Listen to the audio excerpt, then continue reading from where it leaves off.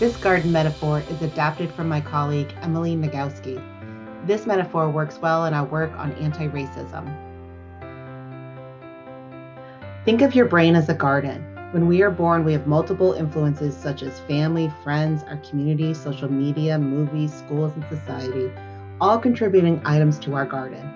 Oftentimes, we may not even be aware of what is being planted or what is creeping into it.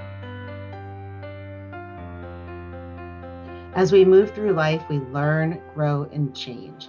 We may find some of the items in our garden no longer serve us or are harmful to us or others. We may have no idea where these weeds came from, or we may recall times when they were planted. Think of these weeds as racist thoughts, feelings, and actions.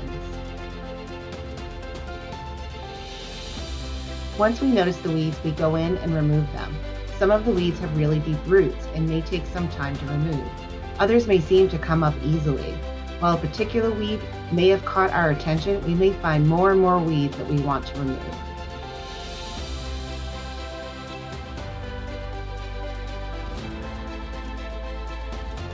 Once we take the weeds out, we can start to replant items we want in our garden. Think of these plantings as anti-racist thoughts, feelings, and actions. As we learn and grow in our anti-racism work, we will continue to plant new seeds.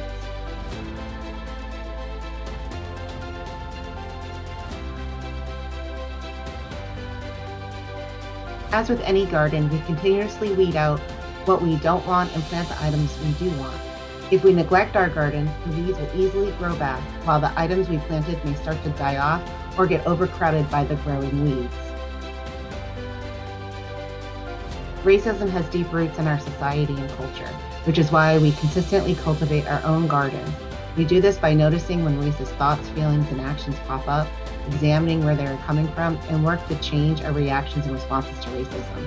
This includes owning our racism, leaning into our own discomfort and humility around what we don't know, and unlearning harmful ideas, thoughts, and actions.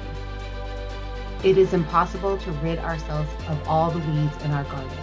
Being able to identify them quickly and deter them from growing or taking over is one of the best options to cultivating a garden that is more inclusive.